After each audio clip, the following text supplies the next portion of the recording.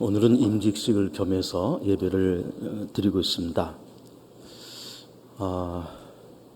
그러면서 오늘 설교의 이 방향은 주기도문 강해로 계속되고 있지만 임직식에 맞추어서 이 말씀을 전해드리고자 합니다. 우리가 상당히 오랜 기간 한 2달 이상 이 주기도문 강해를 해오고 있고 오늘과 다음 주를 거쳐서 이거를 마치고 새로운 주제로 넘어가고자 합니다. 우리가 이제 13절에 나라와 권세와 영광이 아버지께 영원히 있사옵나이다 아멘 하면서 이제 그 부분을 오늘 이제 말씀을 드릴 차례인데 그것이 이제 가로로 이렇게 쳐져 있어요.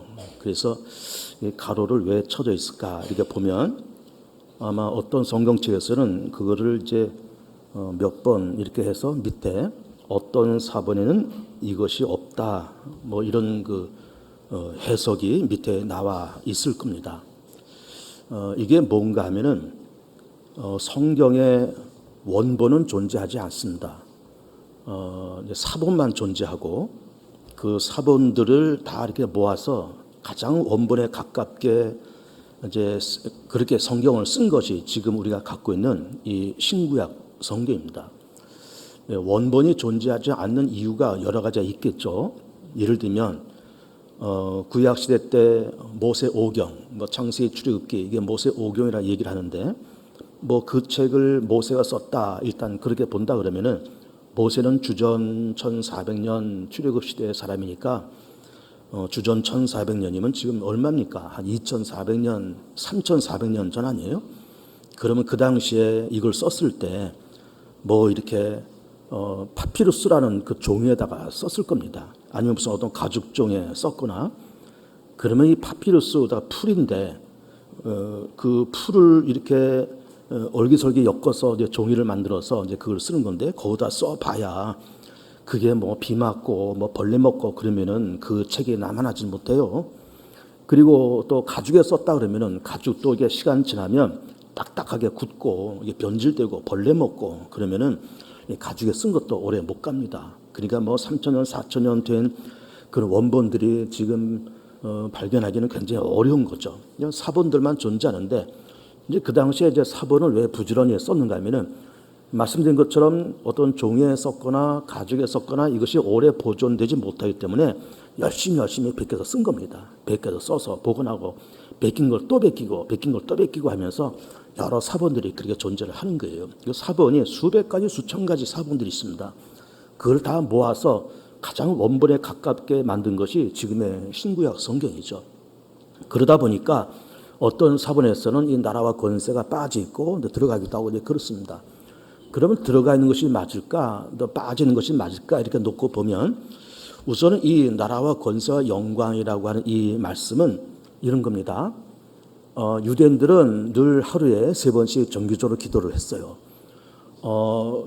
그리고 우리도 이제 박스 기도를 드리라라고 이제 여러 번 말씀드렸잖아요. 하루에 1번, 2번, 3번 이제 그렇게 하라고 말씀을 드린 건데 그렇게 유대인들이 하루에 3번씩 기도하면서 그들도 역시 박스 기도를 했을 거다 이렇게 보는 겁니다. 어떤 정기적인 기도의 내용을 딱 써서 이거는 매일매일 하루에 3번씩 읽고 기도하고 그렇게 했을 거다 이렇게 보는 것이고 그렇게 이제 박스 기도가 다 마친 다음에 맨 마지막에 나라와 권세와 영광이 영원히 아버지께 있습니다. 그렇게 하면서 이것이 모든 기도의 맨 마지막에 늘 붙어 다니는 그런 관용어였어요. 왜 그런가 하면은 이제 그 주기도문의 내용을 보면 먼저 하늘에 계신 우리 아버지 그리고 이름이 거룩히 여김을 받으시오며 나라가 임하시며 그리고 우리에게 일용할 양식을 주시고 우리 죄를 용서해 주시고 시험에 들게 하지 마십시오 하면서 하나님께 대한 기도와 또 우리의 필요한 것을 기도하는 것을 이제 마치면서 기도라는 것이 나를 위한 기도 또 상대방을 위한 중보기도 도구 기도라고 하는 중보기도 이렇게 하는 거잖아요. 그럼 어쨌든 내 기도가 되었던 중보 기도가 되었던 어쨌든 우리가 요구하는 겁니다. 요구하면 하나님께서 미쁘시고 의로와서 그 요구하는 바를 다 응답하시는 좋으신 하나님이시지만은 우리의 기도가 대부분 뭘 달라고 하는 그런 기도의 내용들이에요. 나한테 이런 걸 해달라, 저들에게 저런 걸 해달라 그렇잖아요. 일용할 양식을 주십시오, 죄를 용서해 주십시오. 다 나를 위한 그런 기도예요.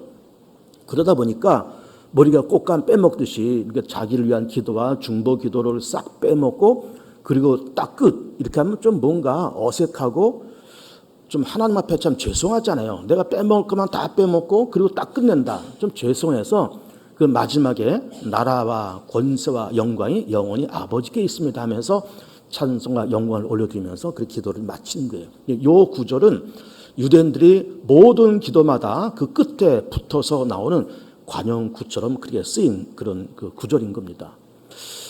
그리고 이제 연세가 드신 분들은 이제 기억하시겠지만 우리가 이제 주기도문을 외울 때 이 앞에 대개란 말을 하면서 외웠습니다. 우리 죄를 용서하시고 시험에 들게 하지 마시옵소서 하면서 대개 나라와 권세와 영광이 영원히 아버지께 있습니다. 대개란 말을 썼어요. 그러다가 이제 이것이 한 10여 년 전, 거의 한 20년 전쯤에 우리 총회에서 이 대개를 빼고 주기도문을 새로 만들었습니다. 그 대개를 왜 넣었을까? 그 당시에 이런 이유가 있습니다. 이제 여기 이제 나라와 권세와 영광 이렇게 되는데 원문에는 우리의 죄를 용서하시고 우리 시험에 들게 하지 마시고 우리 죄를 용서해 주십시오 라고 하면서 호티라는 말을 썼어요. 그게 원문에 호티라는 말을 쓰고 나라와 권세와 영광이 그 호티라는 말이 뭔가 하면은 그 히라보의 호티라고 하는 말은 왜냐하면 그런 말입니다. 영어에 because 혹은 for 그러면서 어떤 이유를 이렇게 말하잖아요. 그래서 우리를 시험에 들게 하지 마시옵고 악에서 구하시옵소서 호티 왜냐하면 나라와 권세와 영광이 영원히 아버지께 있기 때문입니다. 그런 말이에요. 그래서 이거를 이제 왜냐하면이라는 말을 이제 성서학자들이 이걸 주기도문에 넣다 보니까 우리 시험에 들게 하지 말게 해달라. 악에서 구원해달라. 왜냐하면 나라와 권세와 영광이 아버지께 있습니다라고 이렇게 왜냐하면이라는 말을 이제 넣다 보니까 원문에는 있지만 이걸 넣다 보니까는 주기도문이 좀 어색한 거예요. 뭔가 좀 안 어울리잖아요. 뭐 아버지께 영광이 있다, 뭐 그 나라가 임하고 하늘의 뜻이 이루어지고 이 장엄한 기도를 하다가 왜냐하면 이렇게 하니까는 좀 기도의 내용이 조금 이렇게 좀 가벼워지는 듯한 그런 느낌을 가진 거예요. 그래서 왜냐하면이라는 말을 쓰지 말고 우리나라 말에 무슨 적당한 말이 없을까 이렇게 생각을 한 겁니다. 그랬더니 뭐가 생각나는 거면 대개란 말이 생각난 거예요. 여기다 대개를 넣자. 왜냐하면 그러지 말고 대개를 넣자.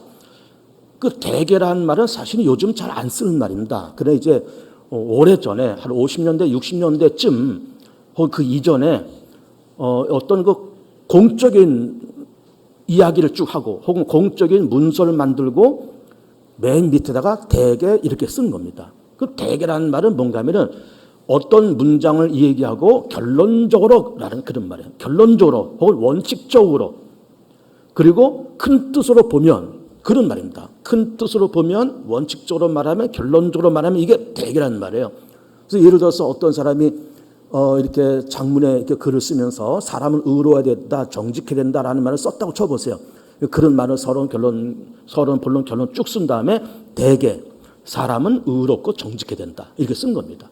또 어떤 사람이 이 땅을 살면서 섬기고 봉사하고 나누고 그렇게 살아야 된다라고 하는 글을 썼을 때 그런 말을 했을 때 뭐 이렇게 봉사와 사랑에 대한 어떤 서론과 본론과 결론을 쭉 말하고 대개 사람은 나누고 베풀고 봉사하면서 살아야 된다 하면서 그 대개라는 말을 붙였던 겁니다. 요즘에 안 쓰죠. 옛날 분들만 기억을 하신 겁니다. 그러다가 이제 이 대개라는 말이 좀 잘 안 쓰는데 뭐 젊은 사람들은 안 쓰는데 이걸 굳이 넣을 필요가 뭐 있냐 해서 대개를 빼버린 거예요. 그런 서론적인 부분을 이제 이해를 하시고 나라와 권세와 영광이 영원히 아버지께 있다는 겁니다. 나라가 아버지께 있다는 겁니다. 여기서 말하는 나라가 뭘까요? 하나님의 나라를 얘기를 해요. 왜 그런가 하면은 세상 나라는 영원한 나라가 존재하지 않습니다. 그렇잖아요. 우리가 성경에 나오는 무슨 페르시아, 바벨론, 아수르 그런 나라들이 존재해요? 존재하지 않습니다. 과거 로마 제국이 존재하니까 존재하지 않아요.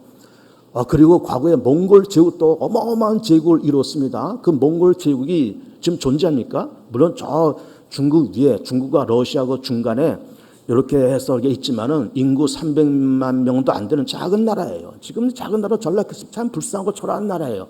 뭐 우리가 몽골에는 윤양수 선교사를 도와주고 뭐 사택도 짓고 뭐 단기 선교도 하고 그러느냐고 우리 청년들도 거기 갔다 오고 저도 이제 거기를 지원하기 위해서 몽골을 몇 번 왔다 갔다 해봤지만 작고 초라한 나라입니다. 그런데 한때는 몽골이 세계를 지배했던 나라입니다. 그 징기스칸 시대에 대략 한 주후 1200년 그 무렵에 세계를 정복했던 나라입니다. 그런 몽골이 지금 존재하지 않습니다. 여러분, 우리나라가 고려 시대 때 몽골의 지배를 받았습니다. 우리나라가. 제주도까지 몽골의 영향력에 들어갔어요. 여러분, 제주도 가면 말이 많잖아요. 왜 말이 많을까요?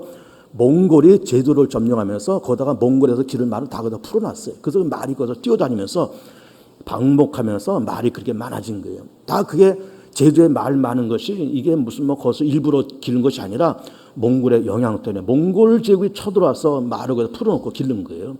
그러니까는 어마어마한 나라가 아닙니까? 또 중국도 정복해서 원나라를 만들고. 근데 그 어마어마한 그 몽골이 지금 존재해요. 초라한 나라가 그렇게 있는 겁니다. 세상 나라는 흥망성쇠와 이합집산을 반복하는 그런 나라예요. 그런 나라들이 세상에 존재합니다. 마음 둘 곳 없고 정말 내 목숨 걸고 있을 만한 곳이 못 되는 이합집산과 생존하다가 소멸되는, 그러면서 멸망당하는 이런 이합집산과 그리고 생성소멸이 늘 반복되는 것이 세상 나라입니다. 그런 하나님의 나라는 영원하고 하나님의 나라는 그것은 아버지의 것이라는 거예요. 물론 세상 나라도 아버지의 것은 맞습니다. 대한민국 아버지 것 맞아요. 맞지만 어제 전면에 나타나는 사람들은 어떤 사람들이 나타나 있잖아요. 몽골 제국 징기스칸, 대한민국 정부 윤석열, 이런 사람들이 나타나 있는데, 그러다 보니까 거기서 갈등도 여러 가지, 또 반목도 또 어떤 시행착오도 이렇게 생기면서 세상 나라는 생성소멸과 이합집산이 이렇게 반복되는 겁니다. 여러분, 정당도 그렇잖아요. 뭐 정당도 이름이 하도 자주 바뀌어서 뭐 국민의힘만 해도 그 전에 무슨 새누리당, 무슨 한국당 해가지고 이름도 자주 바뀌고요. 뭐 여의당에 있다가 저 당도 가고, 뭐 이합집산과 이게 생성소멸이 빈번하게 일어난 것이 세상 나라입니다. 하나님 나라는 그렇지 않다는 거예요. 왜 그러냐? 하나님이 주인이시고 하나님께서 다 쓰신 것이기 때문에 영원한 나라는 겁니다. 거기는 아픔도 죽음도 근심도 걱정도 없는 그런 영원한 나라. 그러면서 모든 것이 풍요롭고 모든 것이 감사하고 찬양과 기쁨과 성령의 충만함이 있고 늘 희락이 있고 즐거움과 감사만 넘치는 그런 하나님의 나라가 존재하는데, 그 나라가 영원하고 그 나라 아버지의 것입니다 라고 하는 그런 찬양의 고백인 겁니다. 그리고 권세가 아버지의 것이라는 거예요. 권능이 아버지 것이라는 겁니다. 여러분, 권능 가운데 가장 큰 권능이 뭘까요? 뭐 힘도 권능이고 물질도 권능입니다. 자기 스펙도 권능이에요.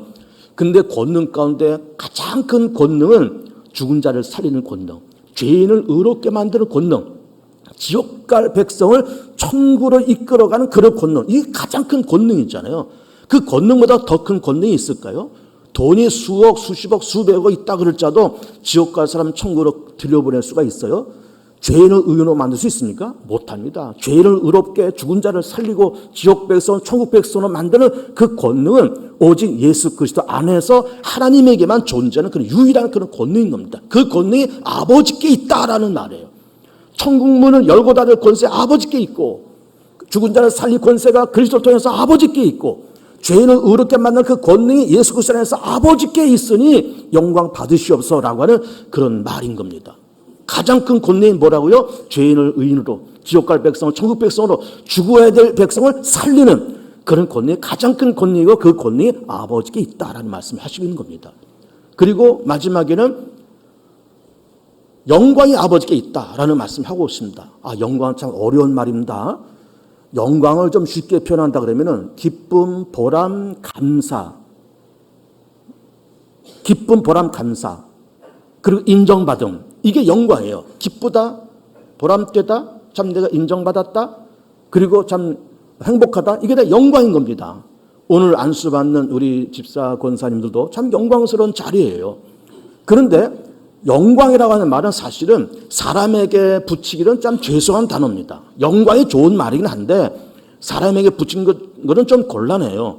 뭐 기쁨도 있고 보람도 있어서 그래서 영광이라고 말한다고 그러지만, 예를 들어서 우리가 이렇게 기도하고 어려운 세상을 살아가면서 뭐 모든 복잡한 문제가 다 해결되고 좋은 일이 생기고 몸의 건강도 찾아오고 기도의 응답도 찾아오고, 그래 참 영광이다, 기쁨과 보람이 있다 라고 말할 수 있지만, 이게 다 누구 덕인 겁니까? 하나님의 덕 아니에요? 하나님의 은혜 아닙니까? 아버지 하나님, 그래서 아버지 하나님 참 이게 내 영광인데, 이 힘들고 복잡한 세상 속에서 이렇게 다 헤쳐나와서 기도도 응답받고 병든 내 몸도 고침받고 다 영광인데 아버지 이 영광을 아버지께 올려드리나니 아버지 영광 받아 주옵소서. 이게 겸손한 믿음의 사람의 솔직하고 겸손한 신앙 고백이 되어야 될 줄 믿습니다. 아버지 하나님에게 가장 큰 영광은 언제였을까? 아버지가 언제 가장 영광을 받으셨을까? 그거는 그리스도께서 죽은 자 가운데서 사흘 부활하신 그런 때에 아버지께서 가장 영광을 받으셨을 것 같아요. 왜 그럴까요? 이 모든 세상 속에 죽음의 그림자가 깔려있고 사단의 공중것을 잡고 있으면서 그렇게 복잡하고 어두운 세상 속에 있는 것이 이 세상인데 독생자 예수께서 이 땅에 오셔서 우리의 허물과 죄 담당하셔 십자가에서 죽으시고 부활하시면서 그러면서 사단의 고를 납작하게 만들고 죽음의 권세를 짓밟고 죄의 권세를 무너뜨리고 믿는 자에게 죄사함의 길과 생명의 길과 하나님의 자녀들의 길과 사단을 이기는 길을 열어놓으셨잖아요. 열어놓으신 그 현장, 그 부활의 그 기쁨의 현장을 바라보시면서 우리 하나님께서 가장 큰 영광을 거두셨을 것 같아요. 그렇다. 이 땅에 죄가 가득하고 사단의 공중것을 잡아서 돌아다니고 그리고 우는 사자처럼 돌아다니면서 저러고 있지만 내 아들 예수가 이 땅에 내려가서 모든 인류의 허물과 죄를 담당하고 십자가로 죽고 부활해서 그 부활을 함으로 통해서 사단을 누르고 죄와 사망 곳에 눌렀으니 모든 자들마다 예수 그리스도 내 아들 예수를 통해서 다 구원받고 내게로 오는 길이 열렸으니 이보다 더 큰 영광이 어디 있겠느냐, 이보다 더 큰 기쁨과 보람이 어디 있겠느냐라고 고백하셨을 때가 그리스도께서 부활하셨을 때다 이렇게 볼 수가 있는 겁니다. 오늘 집사 8분, 권사 12명을 세우는 임직식을 겸하고 있습니다. 굉장한 영광입니다. 그래서 우리가 영광을 물론 받지만 그 영광을 아버지께 돌려드리라고 말씀을 드리고 있고 오늘 임직받는 우리 20명의 우리 교우들께서 기억을 잘 하시기 바랍니다. 어찌 하나님께서 나 같은 사람을 택해서 안수 주셔서 안수 집사를 만드셨을까? 어찌 나 같은 사람을 택하셔서 권사로 세우셨을까? 세우고 계실까? 참 기쁘고 감사한 마음으로 이 직분을 받고 또 임직식에 임하시길 바라고요. 이것이 본인에게 복이 되고 그리고 누구에게 복이 되느냐? 오늘 이 현장에 누구에게 복이 되는가 하면은 자녀들에게 복이 됩니다. 자녀들에게. 저도 신학 공부를 하고 뭐 80년대 신대원 다니고 다 그렇게 했지만 그때 제 기억으로는 그때 80년대 신대원 학생이 한 학년에 뭐 한 7, 80명, 많게는 100명 이렇게 됐습니다. 지금도 더 많지만 그 당시는 뭐 많아봐야 한 학년에 100명이에요. 그 100명 학생들 가운데서 제가 가장 기죽었을 때가 언젠가 하면 저는 그냥 평범한 서리 집사의 아들이거든요. 평범한 서리 집사. 근데 이게 그 같은 이 신학생들 그 동료들끼리 뭐 우리 아버지 어느 교회 목사야. 우리 할아버지 우리 아버지가 어느 교회 장로야. 우리 엄마가 어느 교회 권사야. 이렇게 말하면요. 제가 살짝 기가 눌렸습니다, 사실은.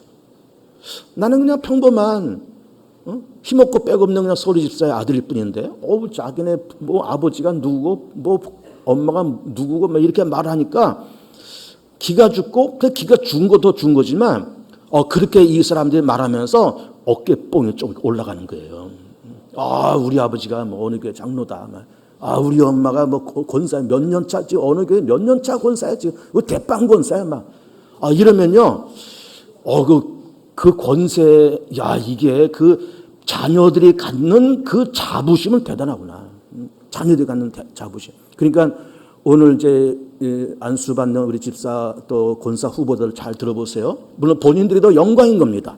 그러나 누구에게 복이 되고 누구에게 또 영광이 되는가 하면 자녀들이 그래요. 우리 아버지가 이거다.